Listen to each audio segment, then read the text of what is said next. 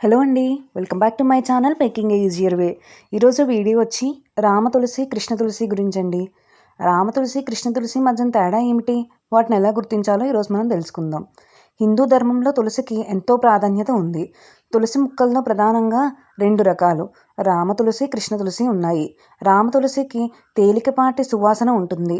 ఆకులు లేత ఆకుపచ్చని రంగులో ఉంటాయి. రుచి కొద్దిగా తీపి పులుపు కలిసి ఉంటుంది. పూజలో ఉపయోగపడుతుంది. కృష్ణ తులసికి ఘాటైన సువాసన ఉంటుంది. ఆకులు ముదురు రంగులో ఉంటాయి. ఔషధ గుణాలు బలంగా ఉంటాయి. తులసి భారతీయ సంస్కృతిలో కేవలం ఒక ఔషధ మొక్క మాత్రమే కాదు, అత్యంత పవిత్రమైన ఆధ్యాత్మిక మొక్కగా కూడా పరిగణింపబడుతుంది. దీనిని ప్రేమతో తల్లి తులసి అని పిలుస్తారు.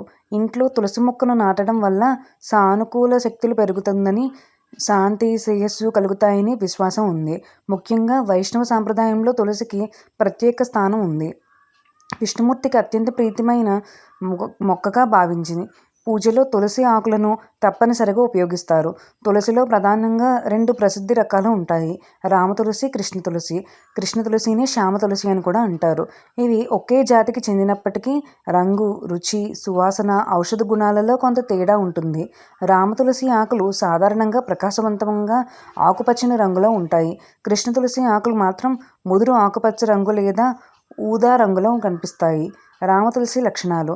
రామతులసి ఇళ్లలో ఎక్కువగా కనిపించే సాధారణ రకం. దీని ఆకులు పెద్దగా, మృదువుగా ఆకుపచ్చని రంగులో ఉంటాయి. దీని సువాసన తేలికగా, తీపిగా ఉండి కొంత లవంగ వాసనను గుర్తు చేస్తుంది.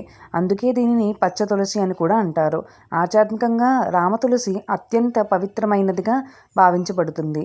ఇంటి ఆవరణలో లేదా దేవాలయాల దగ్గర దీనిని నాటడం వల్ల ఇంట్లో ప్రశాంతత, సానుకూల వాతావరణం ఏర్పడుతుందని నమ్మకం. ఇది శ్రీరాముడు, విష్ణుమూర్తి పూజల్లో ఎక్కువగా ఉపయోగించబడుతుంది. ఆయుర్వేద పరంగా చూస్తే రామతులసి రోగ నిరోధక శక్తిని పెంచడం, జలుబులు, దగ్గులను తగ్గించడం, జీర్ణక్రియను మెరుగుపరచడం వంటి ప్రయోజనాలు అందిస్తుంది. దీనిని టీ లేదా కషాయం శరీరాన్ని సహజంగా శుభ్రపరచడంలో సహాయపడుతుంది. దీని ప్రభావం మృదువుగా ఉండటంతో రోజువారీ వినియోగానికి అనుకూలంగా ఉంటుంది. కృష్ణ తులసి లక్షణాలు. కృష్ణ తులసి లేదా శ్యామ తులసి ముదురు ఆకుపచ్చ నుండి ఊదా రంగులో కనిపిస్తుంది. సూర్యరశ్మితో దీనిని రంగు మరింత గాఢంగా మారుతుంది. దీని సువాసన రామ తులసితో పోలిస్తే ఘాటుగా, బలంగా ఉంటుంది. ఆయుర్వేదంలో కృష్ణ తులసి అత్యంత శక్తివంతమైన ఔషధ మొక్కగా పరిగణిస్తారు. ఇందులో యాంటీ ఆక్సిడెంట్స్, యాంటీబయోటిక్స్ గుణాలు ఎక్కువగా ఉండటం వల్ల జ్వరం, దగ్గు, శ్వాస సంబంధిత సమస్యలు, చర్మ సమస్యలు ఇది మరింత ప్రభావవంతంగా పనిచేస్తుంది. కొన్నిసార్లు మధుమేహం, గుండె ఆరోగ్యానికి కూడా ఇది సహాయకంగా భావించబడుతుంది. మతపరంగా కృష్ణ తులసిని శ్రీకృష్ణుడితో అనుసంధానిస్తారు. దీన్ని ముదురు రంగు కృష్ణుని రూపాన్ని సూచిస్తుందని కొందరు సాంప్రదాయాల్లో భావిస్తారు. దీని రుచి కొద్దిగా చేదుగా ఉండటంతో సాధారణంగా తక్కువ పరిమాణంలో ఉపయోగిస్తారు, కానీ ఔషధ ప్రభావం ఎక్కువగా ఉంటుంది.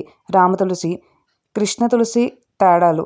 ఈ 2 రకాల మధ్య ప్రధాన తేడాలు రంగు, రుచి, సువాసనలో స్పష్టంగా కనిపిస్తాయి.